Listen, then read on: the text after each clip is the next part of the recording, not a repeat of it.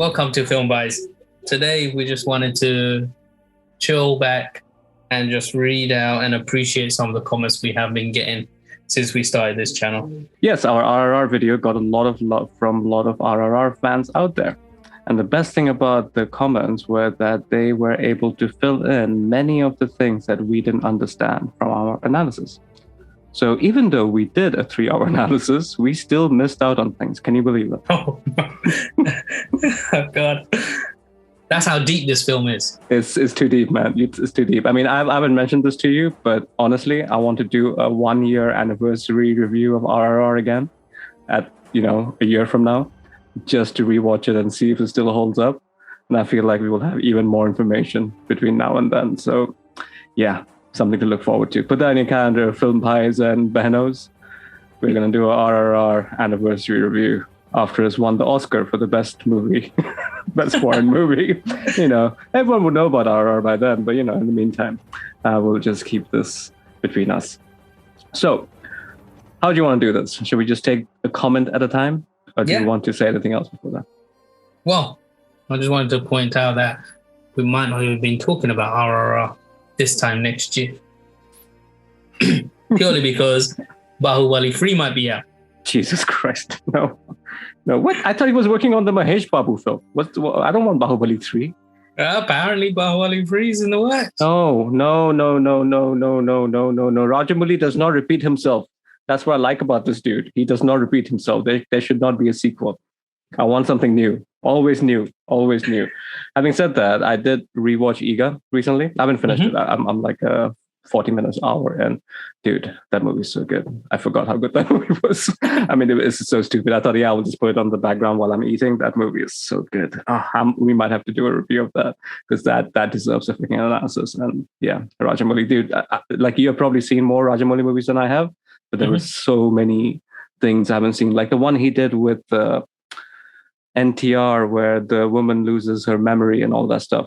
What's it called? It starts with S. Can't remember the name, man. Anyway, I've heard nothing but good things about it. And somebody told me what the interval scene was.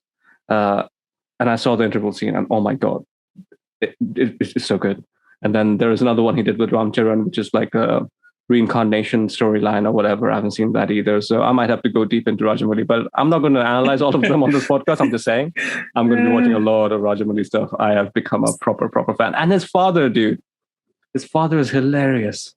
There was an interview with him and Anupama Chopra.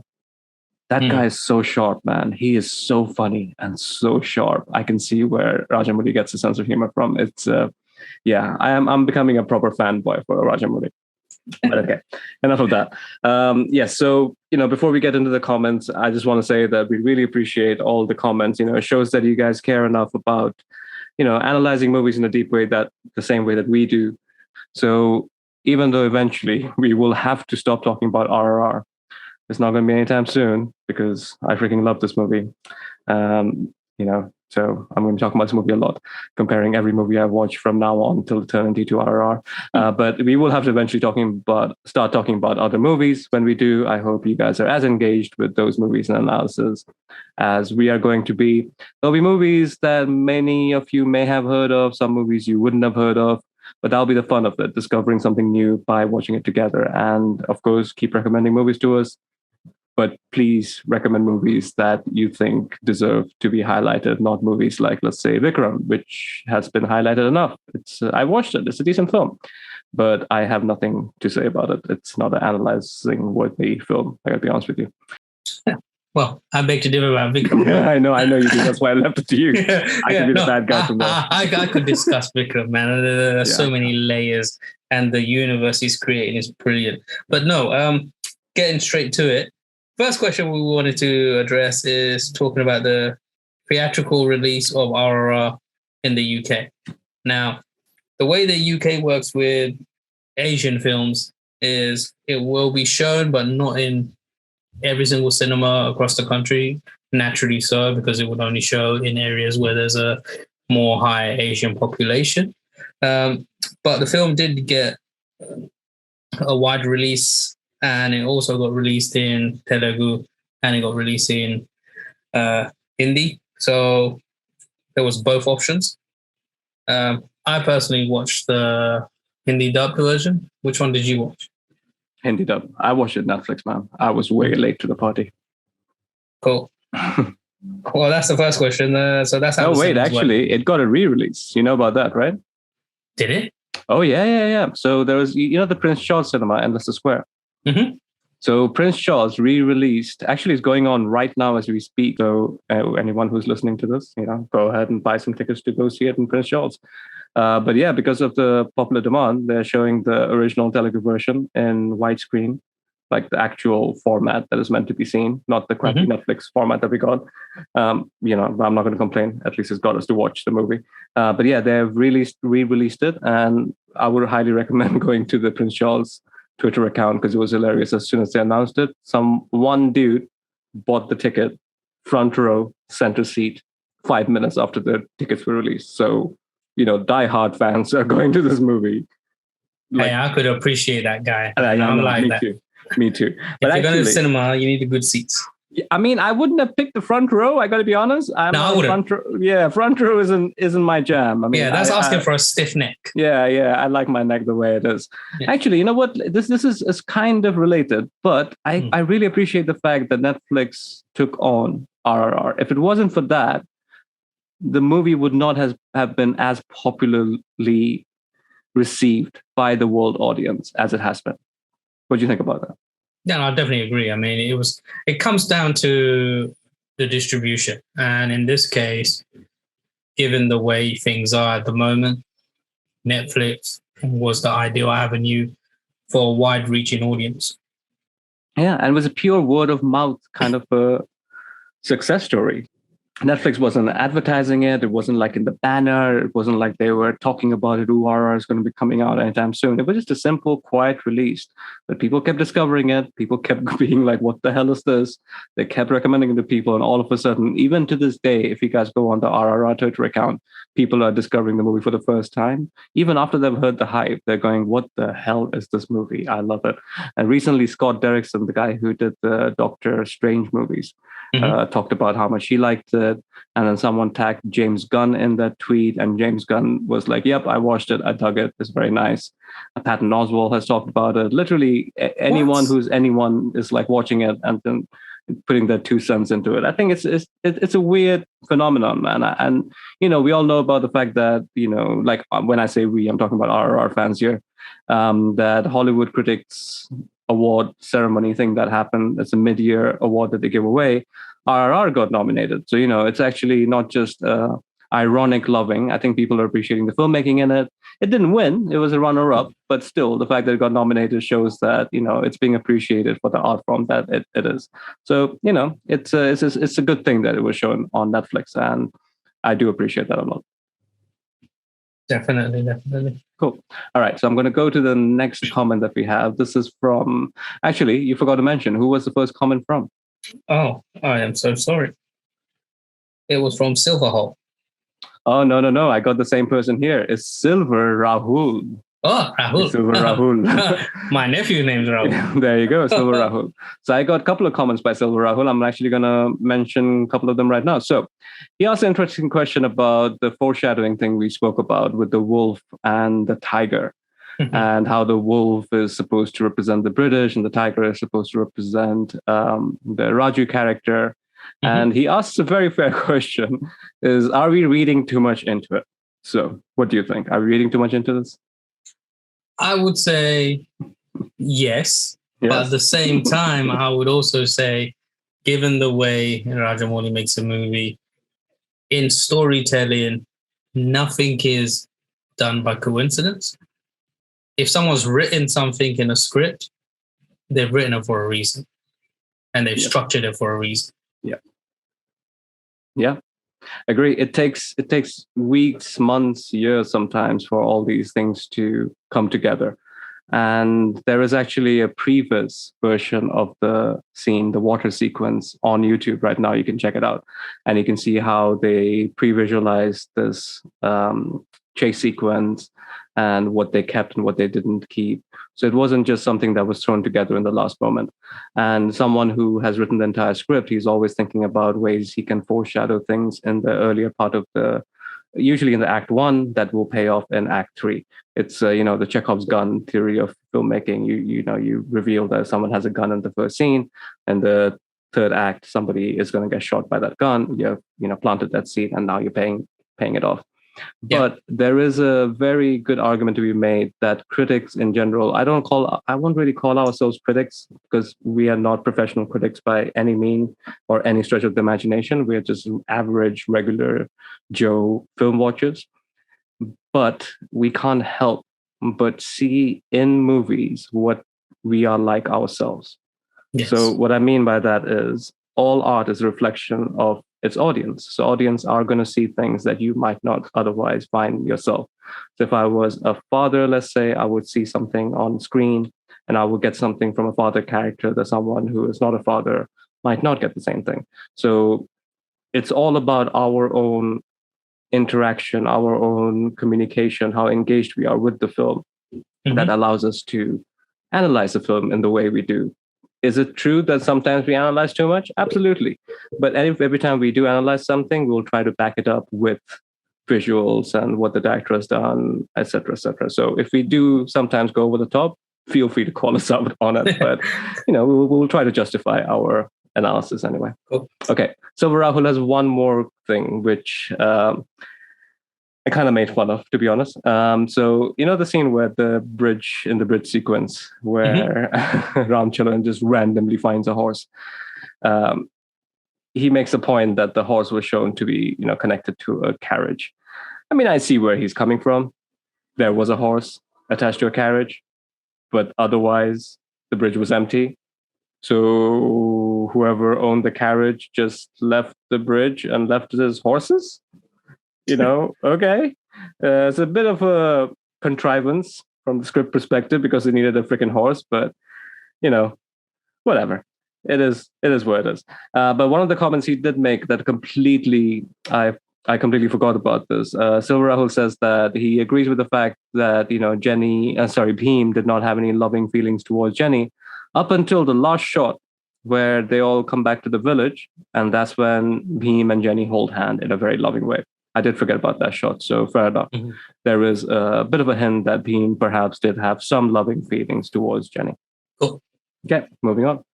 I'm not sure if anyone was listening to what we had to say, but Harish RR was making a point regarding the CGI and how, Black Panther is an expensive movie and RRR is nowhere on the budget of, say, Hollywood movies. But I think what he might have missed, it's a good point, but we weren't necessarily comparing it to Hollywood movies. And the point we did make was that even movies like Black Panther were, really expensive movies, even they crap the bed with poor CGI, especially in the climax fight scene, which is supposed to be the most important scene.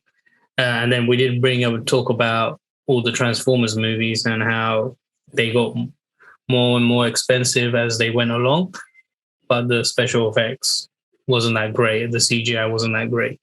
So it's not just, we're looking at the restrictions of the Indian cinema and the industry it's in and the fact that the CGI is not that great. We weren't talking about that, comparing Indian to Hollywood. We weren't doing that.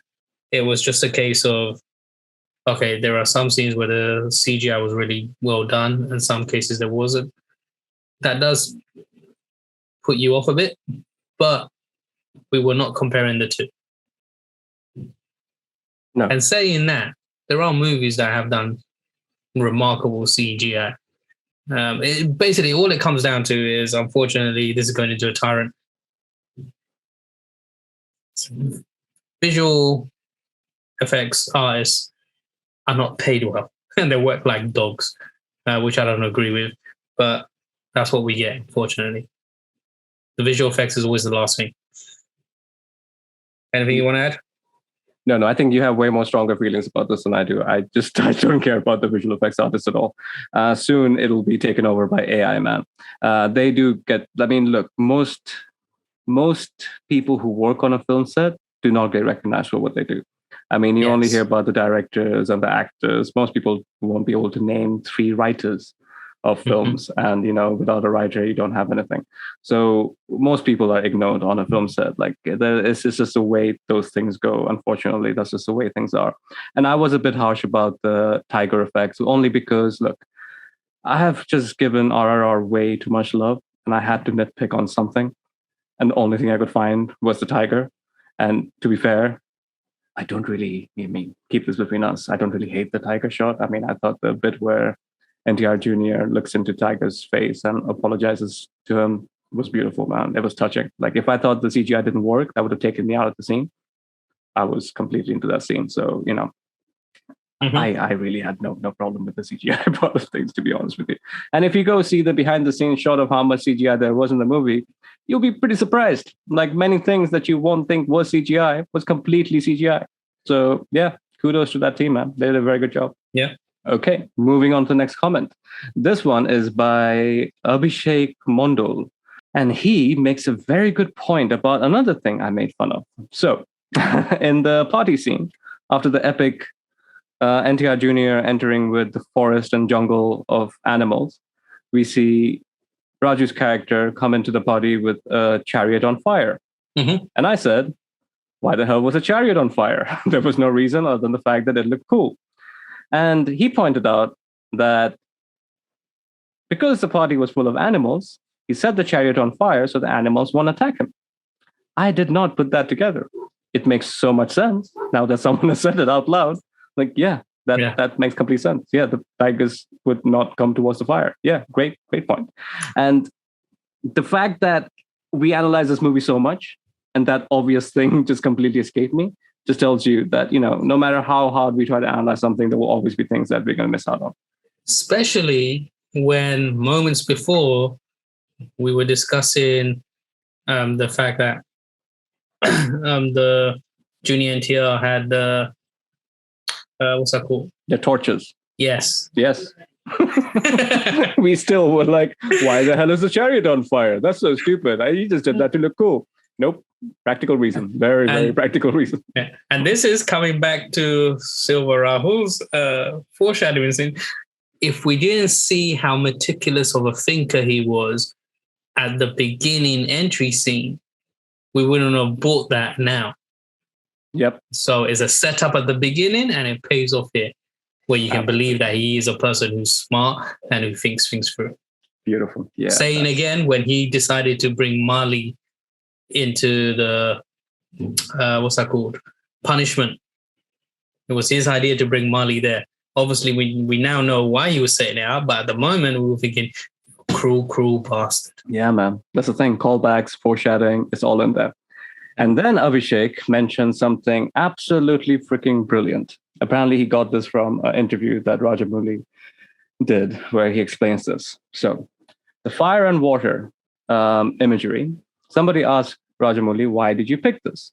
Of all the things to pick, why did you pick these particular elements to signify or represent these two characters? And Rajamouli said that fire and water are completely opposites that can never meet.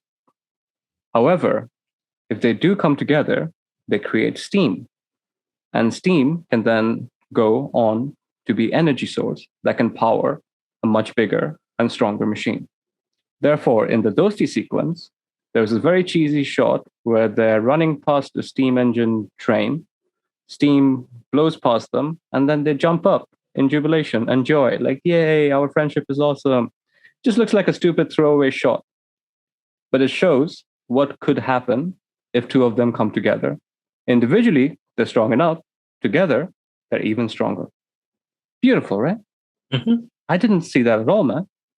That's just so beautifully explained. I would never have thought about that in a million years. And even the point where in the interval scene where the blood comes out of his head and falls onto his skin, it becomes steam. Because again, water and fire coming together to create something stronger. Beautiful. I did not see that at all. Yeah, nor did I. I mean, that was brilliantly thought out. Yeah. And that also goes to, his mindset, the fact that, come on, these characters never met or nothing like that. And he's like, reads up about them, does his research, like, what if their world collided? What if they came together? Yeah. And then we get RRR. Yeah. Freaking great, man. Freaking great. Okay. Over to you, man. Which one do you want to pick? Okay. This ain't got nothing to do with the movie much, but I like it. MC Ramu. Just basically says he likes the way we explain and break down this movie in detail. And he says we really connect with the movie. And he wishes we both could become directors. I appreciate the confidence, but I don't think I could ever direct a movie. It's much more comfortable and easier to watch something and critique it because you love it. But trust me, when the ball's on the other foot and you have to actually do something, it's not easy to make a movie. That's why so many movies flop and only few actually succeed. But I appreciate the confidence. Thank you. Yeah, so we barely talk about ourselves in this podcast. So if you guys have reached this far, this is kind of an Easter egg. So I'm just going to let you guys in on a bit of a secret. So the voice you're hearing right now is Agni, and the other one is Zan. I think we have mentioned our name like once or twice, but we don't really start our podcast introducing each other because nobody gives a shit. You just want to get to the point of the video. Exactly. But I am a filmmaker. So I have directed many, many short films. I still direct short films. In fact, I'm releasing 2 of them next year. And I shot one of those short films back in 2018. Yeah, before the pandemic. And we're still editing it. We're still doing visual effects on it. We're still trying to get someone else to do voiceover on it. We're still trying to figure out how to get this one particular drone shot that's going to connect one shot with another shot. So yeah, both of us have full-time jobs. One of us is recently married and expecting a child. And there is not enough time in the day to do what we do as well as make films. It's a luxury. So whenever we do criticize something, we completely understand that we're criticizing it from a place of ignorance. There are many things about filmmaking that we don't know. Even though I am a filmmaker, there are many, many things I have still to learn about filmmaking. So the fact that anyone is able to make a film is usually we try to celebrate that fact. And that's why this podcast exists. You will notice that all the movies we have done are the movies that we love, are the movies that we want to celebrate. If we just wanted to make a regular movie review show, we could have easily just picked any popular movie that's out right now and just said some very hurtful and hateful things towards it. We would have gotten thousands of views, even from people who hated that opinion. But filmmaking is a very privileged position to be, and it's very difficult to get a movie made. So, yeah, well, as much as we appreciate the comment, we will endeavor to live up to that. How can I put this? Hope that this commenter has towards us. But yeah, it's a very cutthroat industry, buddies. So yeah. Anyway, moving on. There was one person who wrote some beautiful comments. I won't be able to go through all of them.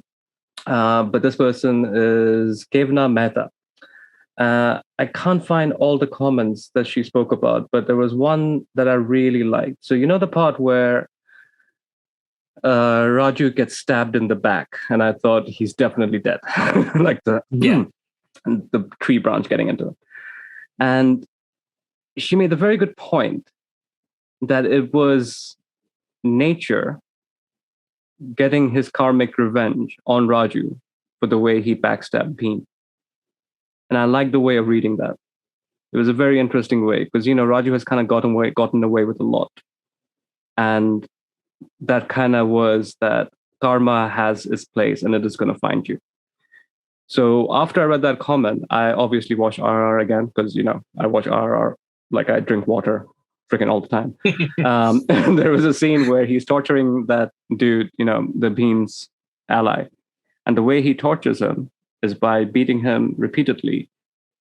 Do you remember where? At his knees. Exactly. So later on, when the British people torture him, where do they hit him? At his knees. So all his actions came back to haunt him. And I like that. Like Rajamouli really thought about that. And he's like going, you know what? You do whatever you want, man. But karma is a bitch. It's going to come back and bite you. I'm going to say something that you may not like, and you were saying this all the way through because you weren't too happy with me, the fact that I didn't like Ramcharan. But I like them.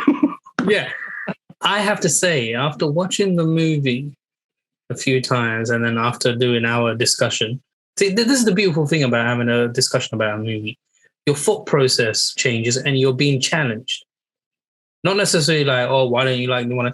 No, it's about having a discussion and then trying to sift through and analyze why someone would do something because it's all human trait. And one thing I have to say is my stance on Ramcharan's character has changed a bit. Where, yes, I still think he was ruthless, but I'm starting to understand now and appreciate just the sheer burden that was put on this kid. And not only that, it's like, imagine, put it this way, you're a child, you've lost your father, you've lost your mother, and now that you've been put this mission on you as a child, and you accept it because just look at what these people have done to your family. So you accept that, and then you go off. But what you don't realize, this is a child with a child's brain. So when he goes into the British and learns their ways, his brain is being molded by these ruthless people. And at the same time, he has to try and maintain his mission. All that put together, that's a toll. That's a mental health disaster waiting to happen. Yeah. So back putting when that much, they didn't even have the term mental health. They were like, yeah, get on with it. Exactly. And then as a child, you go into it. Of course, that's going to weigh on you and, have the amount of stress on you and put us, constraint. It's just tearing you apart. But, dude, hats off. Yeah, man. He did a very good job of playing that character. I mean, Bhim's character is complex as well, but Ramcharan had a much more difficult role to play. And you know how you said that he lost his mother and his father? Yeah. But, the fact that he also lost his younger brother played an important role because, the scene where the little brother eats with the left hand and he gets told off. We see that in the flashback, but before that, we had already seen Bhim eating with his left hand and him getting told off. And then we see the way Ramcharan looks at him. As an audience member, as an audience member, we don't know why. We just see him like realize something in his face, but through his acting, we know it had some importance.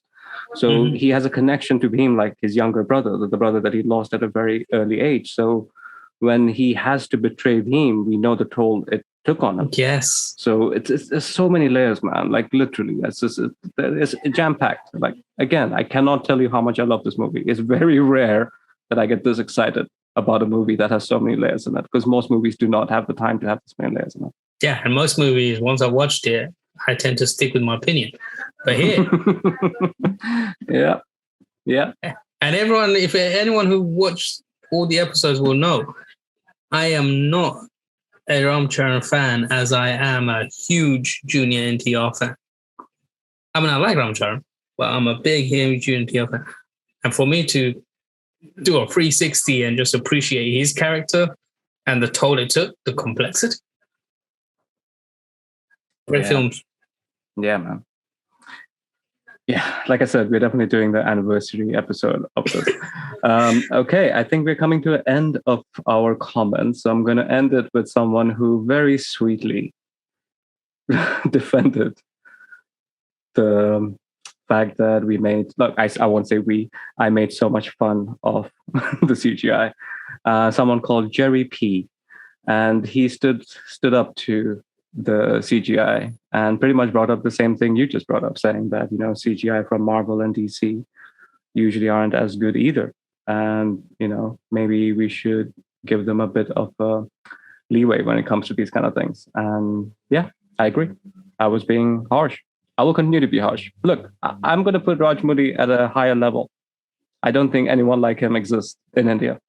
Just literally does not exist. I mean, forget about Hollywood. Like, there is no comparison to Rajamouli in Hollywood. I mean, people keep comparing him to freaking James Cameron.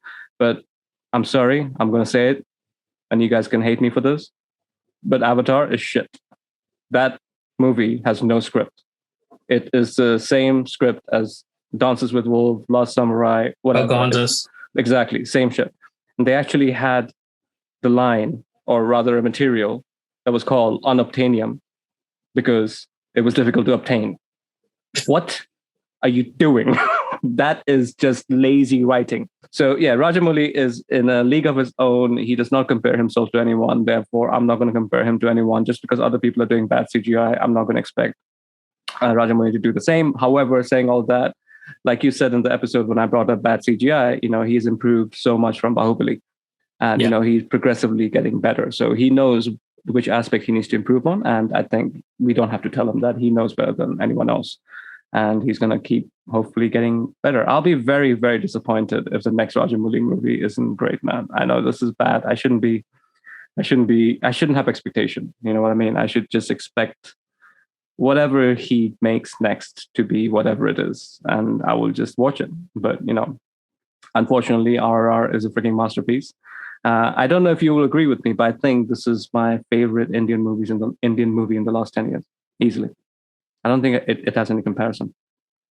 No, I would agree with you on that. And this must be a film that I've seen way too many times. There is no such thing. There's no such thing. If I could have it on in the background while I'm doing everything in my life, I would. Yeah, I would watch an extended cut. I would watch a 6-hour-long cut of this movie. I would, whatever, man. Give it to me. Give it to me more. But I'm completely happy with this movie. Okay.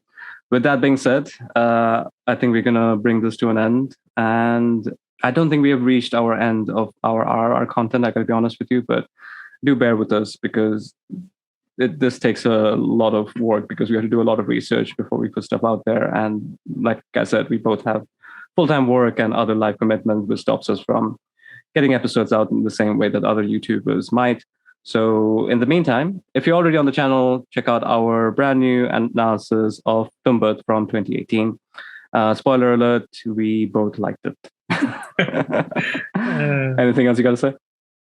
No, just bear with us. Like I said, this does take a lot of work and it's a long process, which at the moment, Acme's been lifting a lot of the hard work on this. But the thing is, we get too carried away. That's the problem. And we only told you that the RRR discussion was long as the movie, but it was slightly longer than that because we have gone into debates where we're discussing a movie, but it's not something that can go on a podcast. But we do get carried away because we are such film fans and we love movies. We can discuss movies endless. And we do go off on side tangents, as you may have realized, because we're so passionate about movies. And we hold them to the highest regard because these are storytelling. And storytellers needs to do the right thing, tell the story in a good way, and make us believe and make us care and really just pull us in emotionally. Well, on that note, Film Bhais viewers, thank you for watching us analysis, and thank you for your insightful comments. We really appreciate it and hope there's more to come. Thank you and bye. Peace. Until next time. Picture bhi baki hai bhai.